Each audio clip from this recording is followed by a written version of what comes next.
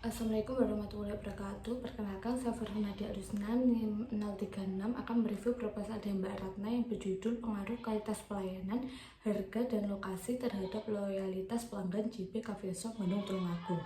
Yang pertama itu latar belakang, di mana latar belakangnya ini sudah sesuai dengan penelitian kuantitatif, yaitu dari umum ke khusus.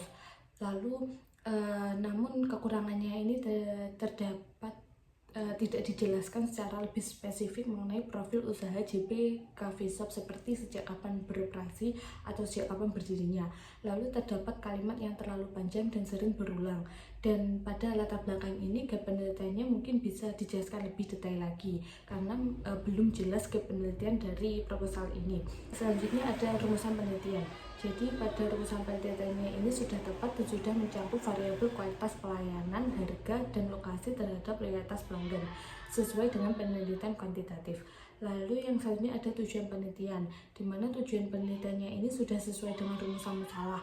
Setiap variabel juga sudah dianalisis dan sudah dibahas untuk melihat pengaruhnya terhadap loyalitas pelanggan. Selanjutnya, tujuan penelitian ini sebaiknya ditulis dengan kalimat yang lebih spesifik lagi agar mudah dipahami oleh penelitian lain. Lalu yang keempat ini ada manfaat penelitian. Jadi proposal ini juga sudah memiliki manfaat teoritis dan juga manfaat praktis. Dan bahasa yang digunakan pada penelitian ini terlalu bertele-tele, sebaiknya perlu dirapikan lagi agar lebih langsung tertuju ke poinnya. Lalu selanjutnya ada ruang lingkup dan batasan penelitian. Jadi pada ruang lingkup ini hanya dibatasi oleh satu lokasi saja, yaitu JP Coffee Shop yang berlokasikan di Bandung Tulungagung, dan juga sudah jelas siapa respondennya, waktu, dan juga batasannya. Batasannya memang cukup jelas, namun terdapat kekurangan, yaitu tidak dapat digenerasikan terhadap kedai atau kafe-kafe di daerah lain. Lalu yang keenam ini ada landasan teori. Jadi caranya ini sudah lengkap dan relevan dengan variabel yang diteliti. Teorinya ini juga digunakan juga sudah lengkap, yaitu menggunakan buku dan jurnal. Namun kekurangannya, pembahasannya ini masih bersifat umum dan belum dibandingkan antar penelitian lain. Lalu yang ketujuh ini ada penelitian terdahulu, di mana penelitian terdahulu ini sudah tepat dan juga terdapat tabel perbandingan, jadi mudah untuk dipahami. Namun pada penelitian ini gap penelitiannya belum dijelaskan, padahal gap penelitian itu sangat penting untuk menunjukkan keunikan atau perbedaan dari penelitian lainnya. Lalu yang ke-8 itu ada metode penelitian. Jadi metode penelitiannya ini menggunakan pendekatan kuantitatif asosiatif.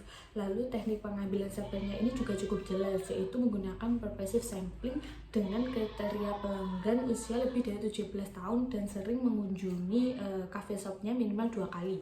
Lalu pengolahan datanya ini juga sudah cukup baik, yaitu menggunakan SPSS dengan uji validitas, stabilitas, asumsi klasik, lalu regresi linear berganda, uji T, uji F, dan uji koefisiensi determinan.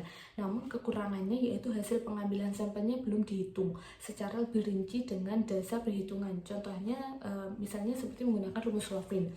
Lalu selanjutnya ada kelebihan dan kekurangan pada proposal ini. Jadi kelebihan proposal ini kerangka berpikirnya tersusun secara logis, lalu teknik analisis data lengkap dan juga sudah sesuai dengan metode penelitian kuantitatif. Terus fokus lokasinya juga spesifik, yaitu pada JP Coffee Shop Bandung Tulungagung. Jadi membuat penelitian itu lebih bisa terarah. Lalu kekurangan pada penelitian ini, yang pertama itu menurut saya latar belakangnya terlalu panjang dan bahasanya bertele-tele. Jadi fokus permasalahannya belum ditegaskan. Lalu tidak ada deskripsi mengenai profil objek penelitian yang diteliti seperti JP Coffee Shop-nya tadi. Terus gap penelitiannya juga belum jelas dan jumlah sampel tidak dijelaskan, metode atau rumus yang digunakan.